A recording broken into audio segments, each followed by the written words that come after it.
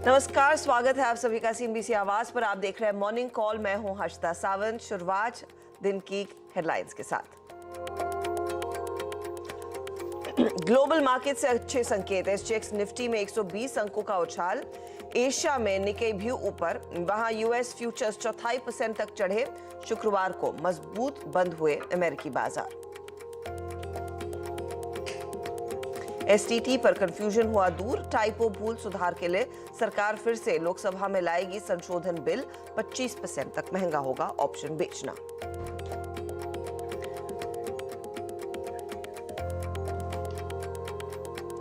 और global banking संकट के बीच वित्त मंत्री का सरकारी बैंकों को सतर्क रहने की सलाह। कहा, ब्याज दर से जुड़े जोखिम को लेकर सतर्क रहें। स्ट्रेस टेस्ट पर भी दिया जोर। और मुंबई इंडियंस महिला टीम ने रचा इतिहास। WPL के पहले खिताब पर किया कब्जा। फाइनल मुकाबले में दिल्ली कैपिटल्स को 7 विकेट से हराया।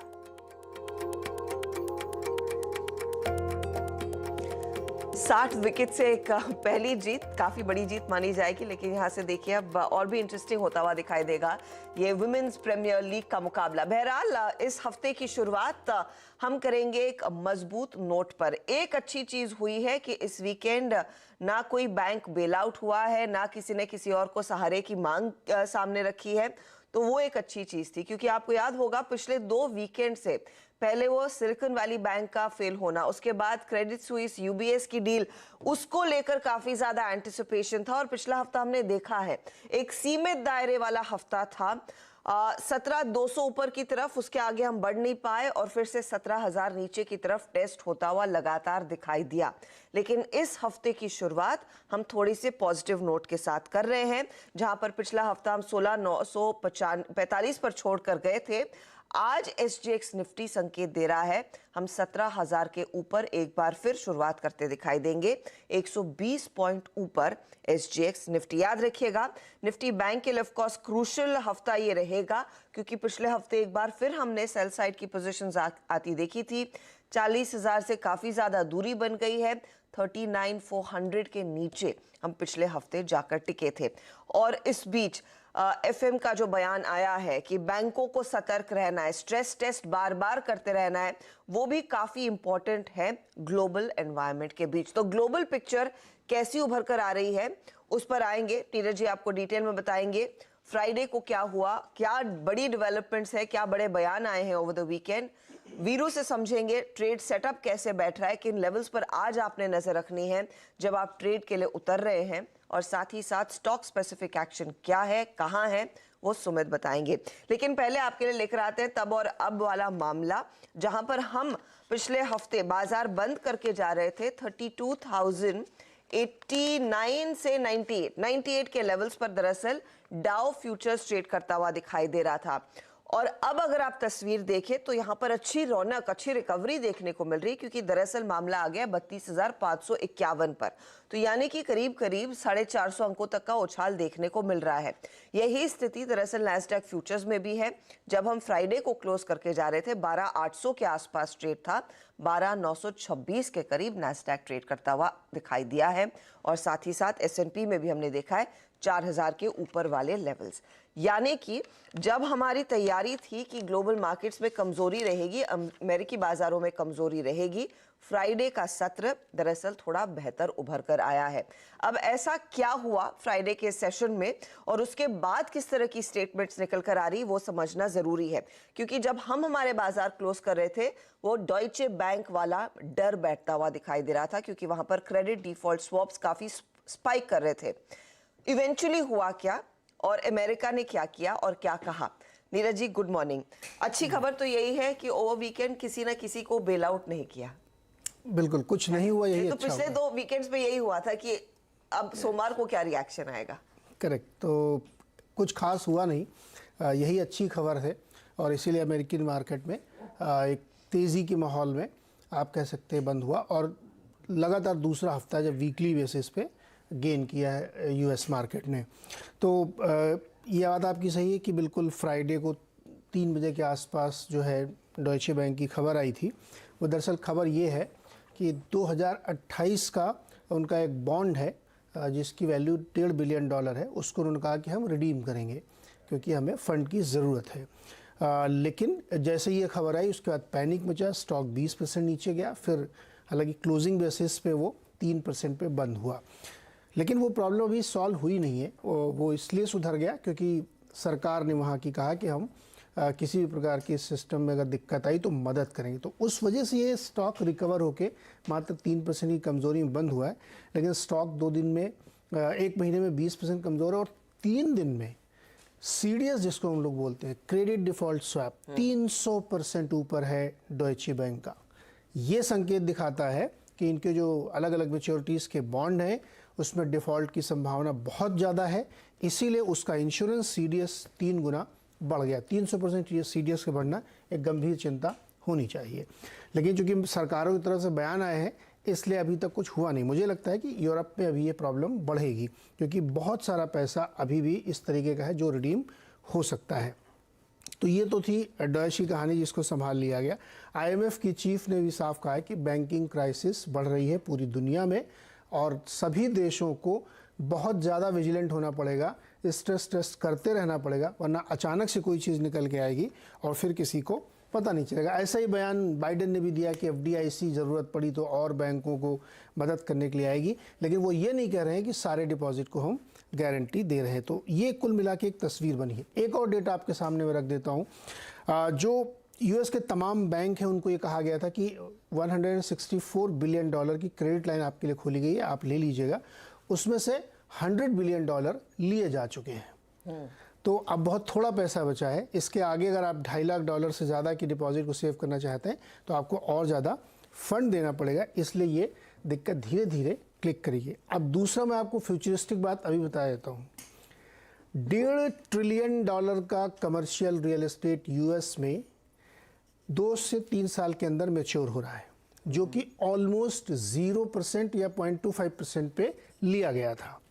उस बॉन्ड की यील्ड्स बहुत तेज़ी से फ्लक्चुएट हो रही, बढ़ रही हैं और जिन लोगों ने ये लिया था उनको अभी ये समझ में नहीं आ रहा कि इसका निपटारा कैसे अगले 2 साल में होगा। तो बड़ा ट्रिगर रियल एस्टेट की तरफ से US में आ सकता है, इसको ध्यान में रखिएगा।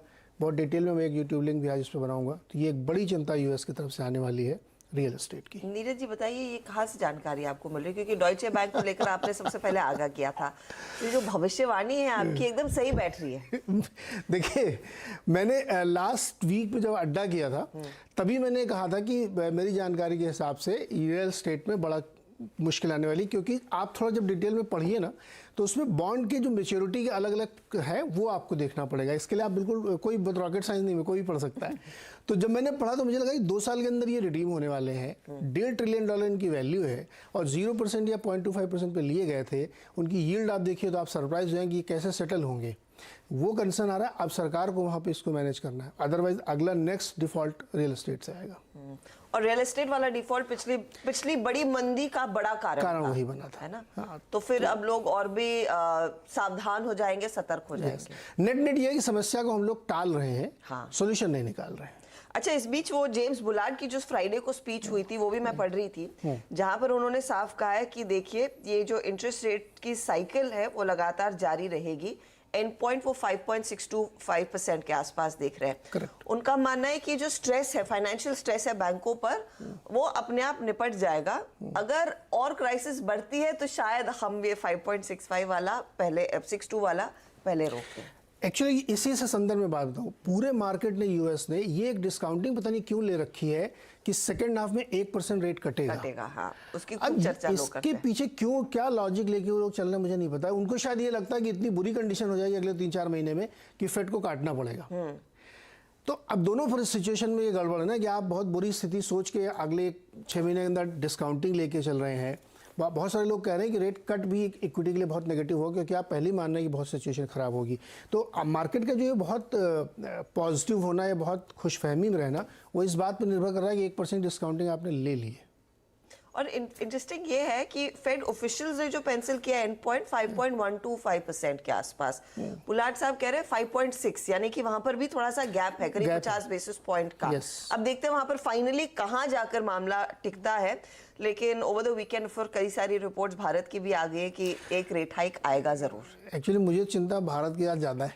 यहाँ बहुत सारी खबरें वीकेंड की थी, इंटरप्रिटेशन देर अदर। हाँ वो तो है, जो शुक्र को है उसके अलग अलग लोगों ने अलग अलग तरीके से इंटरप्रिटेशन किए, वो आज प्ले होते हुए देखेंगे। उस पर इनफैक्ट डिटेल में आगे चर्चा भी होगी, लेकिन ये जो ग्लोबल सेटअप है वो आपने समझ लिया। अब भारतीय बाजारों के लिए वीरू, जैसे आप कह रहे थे, ये बजट डे 2.0 था, काफी सारी क्लैरिफिकेशंस आ रही थी, ऑफ कोर्स उस पर एक नया संशोधन आएगा, लेकिन पूरी तरह से आप कह सकते हैं मार्केट की एक बार फिर हल्की सी नींव डगमगा गई। अब जो पिछला हफ्ते का क्लोज था 69.45, उसके ऊपर अगर बिल्ड करना है तो किस लेवल के पार जाना जरूरी है मार्केट को? आज का ट्रेड क्या रहेगा? और इंपॉर्टेंट इसीलिए क्योंकि ये हफ्ता वैसे भी एक छोटा हफ्ता है, बीच में छुट्टी आ रही है 30 तारीख को रामनवमी की, तो पहले से लोग अपनी पोजीशंस बनाकर रखेंगे, सोमवार से ही वो एक्शन बढ़ता हुआ दिखाई देगा। जी good morning Harshada, good morning Neeraj ji, good morning Sumit. देखिए हर्षदा, आपको याद होगा जब मैं क्लोजिंग कर रहे थे हम लोग, मैंने कहा था it's a bad close but still मैं शॉर्ट कैरी नहीं करूंगा। उसके पीछे एक रीजन था, ये क्लोज बहुत खराब था, टेक्निकल पर्सपेक्टिव से ये क्लोज बहुत ही खराब था, बोथ इंडिसेस के लिए, निफ्टी और निफ्टी बैंक के लिए। निफ्टी आईटी रिलायंस पहले से ही वीक पड़ गए थे, ये क्लोज खराब था, लेकिन मैं शॉर्ट कैरी नहीं करूंगा। अगर ये वाकई क्लोज ऐसा है तो बाजार फिर कोलैप्स होगा और मैं फिर हायर लेवल्स पे शॉर्ट करूंगा। मेरी अप्रोच मन में उस दिन यही थी और डेटा ने एग्जैक्टली वही रिफ्लेक्ट किया। हर्षदा, पहली चीज बताऊं, मैं एक शुरू में एस्टेब्लिश करता हूं, जब आप शॉर्ट भी करें तो भी प्रॉफिट्स बुक करते चले, क्योंकि जो चीज आपकी स्क्रीन पे आएगी वो ये बता रही है कि डीआईएस का पैसा बहुत अच्छी तरीके से आ रहा है, तो बाजार एक साथ कोलैप्स नहीं करेगा और एक साथ चढ़ेगा भी नहीं। आप एक बार प्लीज इंस्टीट्यूशनल फिगर्स देखिए, 1720 करोड़ रुपए की एफआईएस की सेलिंग और 2555 करोड़ रुपए की डीआईएस की बाइंग, तो meaningful points pull back generate करते रहेंगे। याद रखिएगा, किसी डायरेक्शन में कमिटेड ना रहिए। इंडेक्स फ्यूचर्स को देखिए हर्षदा, पिछले 4 सेशन से एफआई भले ही बाजार सिंक हुआ, नो डाउट अबाउट दैट, शुक्रवार को, बट इंडेक्स फ्यूचर्स पे उन्होंने अपना शॉर्ट जो है वो कम करना शुरू कर दिया। इनफैक्ट अब वो कैपिटलाइज नहीं कर रहा है शॉर्ट पे। 6800 कॉन्ट्रैक्ट लॉन्ग, शॉर्ट कॉन्ट्रैक्ट करीब 4791, 388 करोड़ रुपए का स्टॉक फ्यूचर बेचा। यहां पे शॉर्ट इनिशिएट हुए करीब 10,000 कॉन्ट्रैक्ट और वो कॉल लॉन्ग 1 लाख पे गए, 1,12,000 कॉल शॉर्ट करी। तो डेटा अच्छा नहीं है, बट स्टिल याद रखिएगा, जब भी शॉर्ट करें प्रॉफिट्स को कैश में कन्वर्ट करते चले। मैं ये बार बार इसलिए कह रहा हूं क्योंकि अब हम कुछ क्रिटिकल लेवल्स को मीट करने जा रहे हैं। लेके आइए इंडिसेस के पिरामिड्स, स्टैट्स, कॉल्स और पुट्स के। हर्षदा, जो वो ब्रेकडाउन था ना, मेरा कॉन्फिडेंस था 17,020, 17,020, 16,961। हालांकि पूरे दिन हमें पुल बैक मिला 17,020 से, लेकिन लास्ट में वो न्यूज फ्लो जो था उस बेस को वॉलेट करके गया और उसने एक स्ट्रॉन्ग कन्विक्शन दिया कॉल राइटर को 17,000 के, 17,100 के, 17,200 के। हर्षदा, जरा 17,000 पे कॉल राइटिंग देखिए, 80 लाख का आउटस्टैंडिंग वाई और 17,100 पे 1 करोड़ का almost outstanding why, that's huge. Put writer के पास अगर कन्विक्शन थोड़ा पे कहीं पे है तो याद रखिएगा वो 52 लाख का है। मेरी अप्रोच क्या रहेगी? देखिए आपकी स्क्रीन पर लेवल्स आएंगे, पहले मैं फर्स्ट लेवल को एस्टेब्लिश करूंगा, रेजिस्टेंस के जोन को। Till the time that first resistance Harshada 17,050 और 17,117, जब तक ये क्रॉस नहीं कर रहा है बाजार सिंक होगा, इस बात की बहुत पॉसिबिलिटीज है। ये जो ब्रैकेट में लिखा हुआ है ना 10 डे एक्सपोनेंशियल मूविंग एवरेज, हमने लास्ट अपने 10 पुल बैक में इस एवरेज को अब तक नहीं बाइसेक्ट किया। So it will be cell and cell on rise till we don't sustain above 17,117, that 10 day exponential moving average Harshada.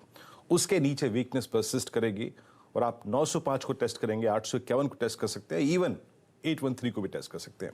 813 last mention base में इसलिए कह रहा हूं क्योंकि यही इस मंथली कॉन्ट्रैक्ट के पुट राइटर्स का पहला जोन है। तो लेवल्स पे, बेस लेवल्स पे शॉर्ट्स को कवर करते चले। फॉर लॉन्ग याद रखिएगा, फॉर लॉन्ग बेस कहीं पर भी 813, 851 का, या फिर वो जनरेट कर सकता है पुल बैक, या फिर अच्छा पुल बैक शॉर्ट कवरिंग जिसे कहते हैं मंथ एंड शॉर्ट कवरिंग, वो 17,117 के ऊपर ही आएगी। निफ्टी बैंक एक खराब क्लोज और याद रखिएगा ये एक classical 20 day exponential moving average reversal बन गया है। 40,140 जहां से ये गुरुवार को एक्सपायरी के दिन रिवर्स हुआ, that is a typical classical 20 day exponential moving average reversal. आपकी स्क्रीन पे उसी 40,000 पे स्ट्रॉन्ग कॉल राइटर्स हैं। कॉल राइटर्स 39,500 पे भी हैं और पुट राइटर्स में कहीं कन्विक्शन है तो 39,000, 39,000 पे है। अच्छा, यहां पे मेरी अप्रोच क्या रहेगी? आपकी स्क्रीन पे पहला रेजिस्टेंस आएगा 39,600 से 39,770 और even 39,848, 40,040, specially second resistance Harshada, ये डोमिनेट कर रहा है 20-day एक्सपोनेंशियल मूविंग एवरेज और 200-day से। जब तक ये ट्रेजेक्टरी नहीं गिन हो रही है, it's a sell on rise on bank Nifty. याद रखिएगा, जैसे कि मैं कह रहा हूं कि लोअर लेवल्स पुल बैक भी जनरेट कर सकते हैं, और उस प्रोस्पेक्टिव से बेस जो है, याद रखिएगा 39,110 और 38,880, 38,880, ये कुछ एक मीनिंगफुल जनरेट कर सकते हैं पुल बैक। दोनों इंडस्ट्रीज पे ध्यान रखिएगा। सेल राइज की ट्रेजेक्टरी मैंने आपको बता दी, लेकिन बेस पुल बैक जनरेट कर सकते हैं। You are in expiry month और डीआईएस का कैश आ रहा है, तो वो थ्रस्ट जनरेट करेगा लोअर लेवल से। लेवल टू लेवल ट्रेड्स पर फोकस कीजिए। हर्षदा, तो ये लेवल्स आपके लिए निफ्टी और निफ्टी बैंक के, उस पर आपकी नजरें होनी चाहिए। अब देखते हैं ये 39,600 के आगे गाड़ी निफ्टी बैंक की बढ़ती है या नहीं, और निफ्टी में 17,000 के ऊपर हम कितना टिक पाते हैं, और क्या अटेम्प्ट होता है वो 17,200 के पार जाने का, उस पर नजरें रहेंगी। लेकिन चलिए, आज जो स्टॉक्स खबरों में है, जहां एक्शन आने की पूरी संभावना है, सुमित हमारे साथ जुड़ गए। Sumit, good morning. मॉर्निंग। देखिए, आज इन टोटल फार्मा डे आप कह सकते हैं। लगातार back to back pharma space के ऊपर खबरें आई हैं पूरे वीकेंड के दौरान। शुरुआत करता हूं, थोड़ी देर पहले खबर आई सन फार्मा के साथ, जहां पर साइबर अटैक की एक जिम्मेदारी रैंसमवेयर ग्रुप ने ली है। उनके कुछ डेटा लीकेज की बातचीत भी है, कुछ डेटा चोरी भी हुआ है, ये सन फार्मा ने बोला है, और उनके बिजनेस ऑपरेशंस के ऊपर इसका एक इम्पैक्ट भी आता हुआ दिखाई पड़ा है। ये अपडेट कुछ देर पहले आया है, तो सन फार्मा इन फोकस रहने वाला है। जाइडस लाइव अप्रूवल्स भी हैं यूएस एफडीए के, लेकिन उसके अलावा यूएस एफडीए ने कंपनी की अहमदाबाद यूनिट की जांच पूरी की है। ये 20 से लेकर 24 मार्च के बीच में कंपनी की जांच हुई है, और 3 आपत्तियां कंपनी के प्लांट में मिली है। तो यूएस एफडीए और ये सब जो डेटा इंटीग्रेटेड रिलेटेड नहीं है, कंपनी इसके ऊपर कामकाज करे। तो जाइडस, आपको जाइडस लाइफ भी ध्यान में रखना होगा।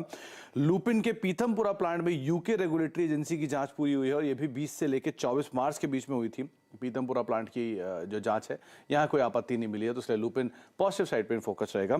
एलम्बिक फार्मा, जहाँ पर यूएस एफडीए ने गुजरात के खरखड़ी यूनिट के अंदर जांच पूरी की है, और यहाँ पर 2 मामूली आपत्तियां आते हुए दिखाई पड़ी हैं। ये 16 से लेकर 24 मार्च के बीच में जांच होते हुए दिखाई पड़ी है, तो नेगेटिव साइड पे एलम्बिक फार्मा को आप ध्यान रखेंगे। मोरपेन लैब की भी बद्दी यूनिट को यूएस एफडीए ने जांच की है, और यहाँ क्लीन चिट आई है बद्दी यूनिट को, और ये इनकी एपीआई को लेकर मैन्युफैक्चरिंग यूनिट है, तो पॉजिटिव साइड पर आपको मोरपेन लैब के ऊपर नजर रखनी होगी। ये तो हो गई 5 या 6 फार्मा कंपनियां। इसके बाद आते हैं गांधीमती और बटरफ्लाई। कल इन्होंने नोटिफिकेशन दिया, एक्सचेंज में इनकी इन्वेस्टर मीट भी थी, और साथ साथ इन्होंने अपने जो स्वैप रेशियोज हैं उसको भी डिक्लेयर कर दिया है। क्रॉम्पटन कंज्यूमर और बटरफ्लाई गांधीमती का मंजूर जो मर्जर है, उसको अप्रूवल आ चुका है। 5 शेयर बटरफ्लाई के बदले में 22 शेयर क्रॉम्पटन ग्रीव्स के आते हुए दिखाई पड़ेंगे, और जो बटरफ्लाई की गांधीमती की होल्डिंग है वो 3% के आसपास हो जाएगी। अगर रेशियो के हिसाब से देखेंगे तो थोड़ा सा फेवर जा रहा है ये जरूर बटरफ्लाई के, करीब 30 से 40 रुपए के आसपास का, लेकिन ऑलरेडी बड़ा रनअप ये फ्राइडे को दिखा भी चुका है। और लास्टली पेटीएम, जहां पे पेमेंट सर्विस लाइसेंस अर्जी के लिए आरबीआई से इनको एक्सटेंशन मिला है। कल इन्होंने शाम को नोटिफिकेशन दिया, और पीपीएसएल को पेमेंट इंटीग्रेटर ऑपरेशंस तब तक के लिए, करीब 120 दिन है, और तब तक के लिए इसे जारी रखने का अप्रूवल दिया गया है। तो एक पॉजिटिव खबर पेटीएम के लिहाज से भी आप देख सकते हैं। ये तमाम वो खबरें, और जैसे सुमित कह रहे हैं कि सबसे ज़्यादा खबरें फार्मा सेक्टर से ही जुड़ी हुई है, और देखते हैं आज वहाँ पर किस तरह का एक्शन बनता हुआ दिखाई देगा। चलिए, वक्त हो रहा है एक छोटे से ब्रेक का। जब ब्रेक के बाद लौटेंगे तो कमोडिटी करेंसी मार्केट में क्या एक्शन बनेगा, उस पर भी नजरें रहेंगी, और आपकी तैयारी ऑफ कोर्स ज़्यादातर हमने करा दी है, तो आज करेंसी मार्केट में क्या ट्रेड लेना है उस पर भी एक नज़र।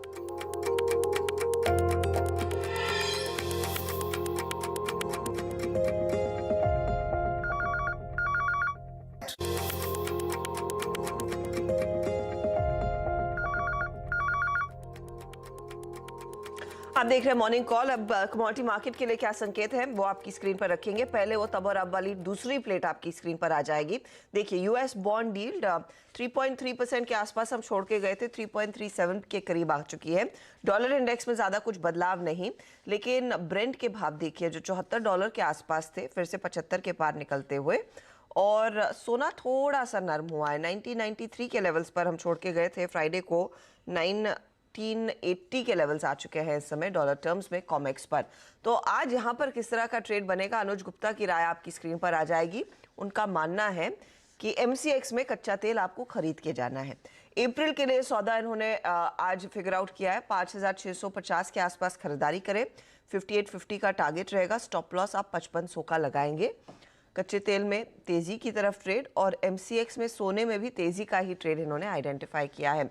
तो अप्रैल का आपने 59,000 वाला ट्रेड उठाना है।